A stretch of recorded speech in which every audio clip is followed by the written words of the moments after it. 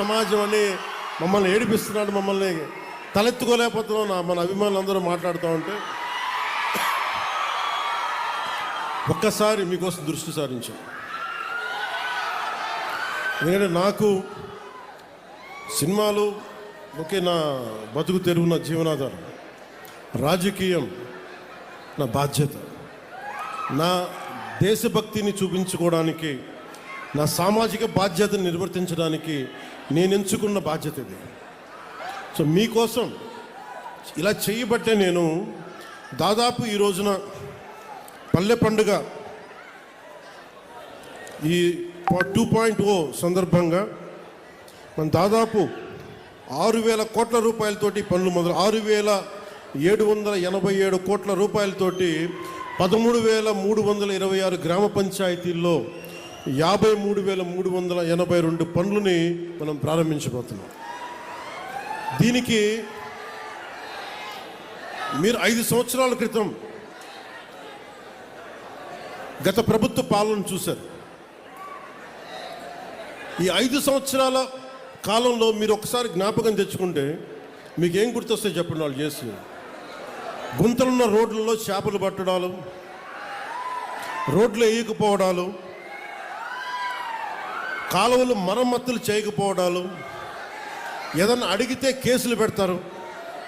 ఇలాంటి భయానకం వాతావరణం నుంచి ఈ రోజున హక్కుగా కోనసీమ జిల్లా మినీ గూడ్స్ యూనియన్ డ్రైవర్లతో సహా వచ్చి మీరు వచ్చి మాకు ఈ సమస్య ఉందని చెప్పుకోగలుగుతున్నారు.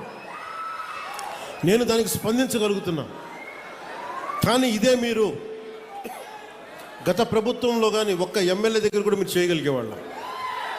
ఎంత భయపెట్టారు మిమ్మల్ని, ఎంత భయానకం వాతావరణం క్రియేట్ చేశారు. అంటే ఇదంతా మీరు ఒక్క యువత తీసుకున్న నిర్ణయం.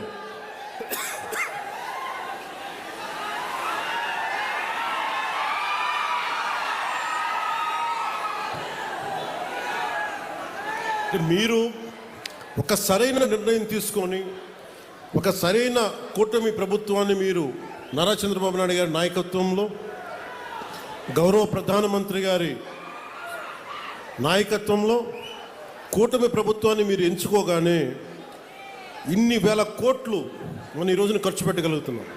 కేవలం మీరు ఒక నిర్ణయం తీసుకున్నారు.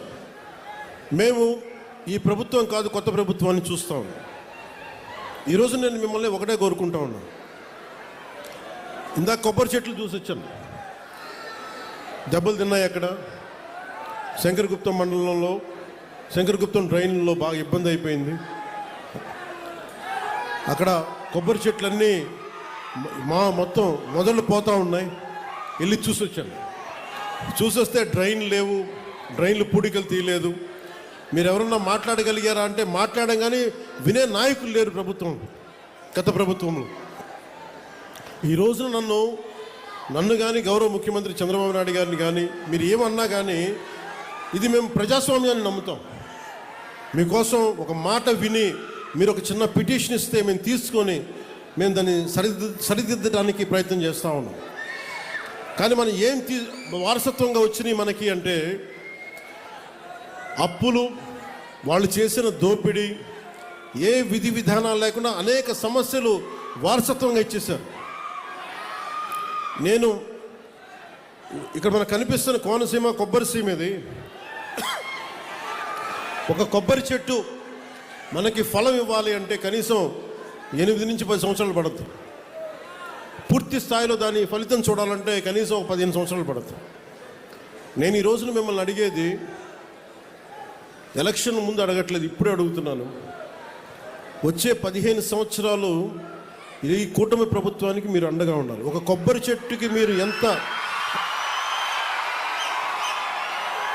కొబ్బరి చెట్టుని పాతే అది 10 దశాబ్దం తర్వాత ఫలితం ఇస్తుంది.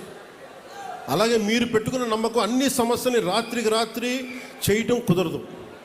కానీ నేను మీకు మాటిస్తున్నాను, ఇక్కడ ఉన్న యువత అందరికీ మాటిస్తున్నాను, పెద్దలకి మాటిస్తున్నాను.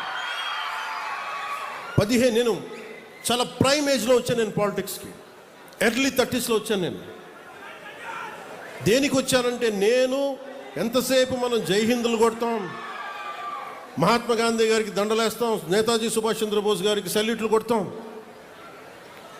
దేశభక్తి అంటాం. కానీ వాస్తవంగా వచ్చేటప్పటికి సామాజిక బాధ్యత కానీ దేశం పట్ల భక్తి కానీ చూపించడానికి చాలా వెనకాడతాం. నేను ఎప్పుడు వెనకాడలా, ఒక అడుగు ముందుకేశాను. గెలుస్తానో ఓడిపోతానో, అసలు ఉంటానో పోతానో నాకే తెలియదు. నేను ఒక విప్లవ స్ఫూర్తితో అడుగుపెట్టాను. నేను నా సమాజం కోసం నిలబడాలి, నా దేశం కోసం నిలబడాలని ఆ కమిట్మెంట్. అసలు ఈ ఎన్నికల్లో నేను గెలుస్తానో, నేనే గెలుస్తానో లేదో నాకు తెలియదు, నేను ఓడిపోతానో లేదో నాకు తెలియదు, గెలుస్తానో లేదో నాకు తెలియదు. ఒకే ఒక్క హోప్ ఇచ్చింది నాకు, రాజోలు హోప్ ఇచ్చింది పోయిన ఎన్నికలు.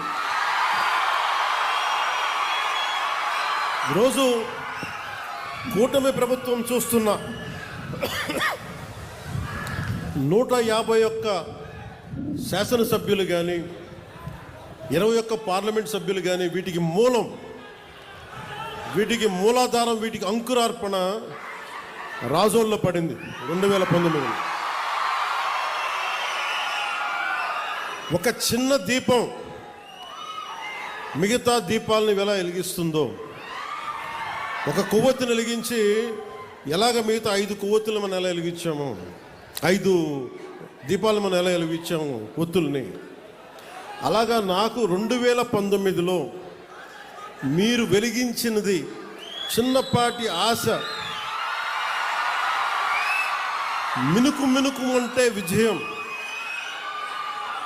వెళ్ళిపోయిన ఎమ్మెల్యే,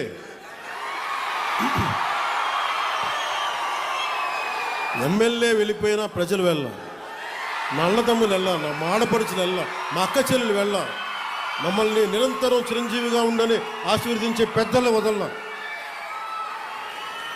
మీరు ఇచ్చిన ఆ చిన్నపాటి ఆశ ఈ రోజున కూటమి ప్రభుత్వానికి ఎంత బలమైందంటే, అది నాకు బలమైంది, నేను కూటమికి బలమైంది, అది మీరిచ్చింది. అందుకు నాకు ప్రత్యేకించి బాధ్యత ఉంది. నాకు రాజోలకి ఇందాక మన సోదరులు హరీష్ గారు చెప్పినట్టుగా, నేను గెలవటం పిఠాపురం నుంచి పోటీ చేశాను, గెలిచాను. కానీ రాజోలు నేను గుండెల్లో పెట్టుకుని నియోజకవర్గం. అందుకే పరమశివుడి ఆశీస్సులతోటి ఆలయాన్ని మొత్తం నేను అతి త్వరలో దానికి నిర్మాణానికి పూర్తి స్థాయిలో నా సహకారాన్ని దానికి అందిస్తాను.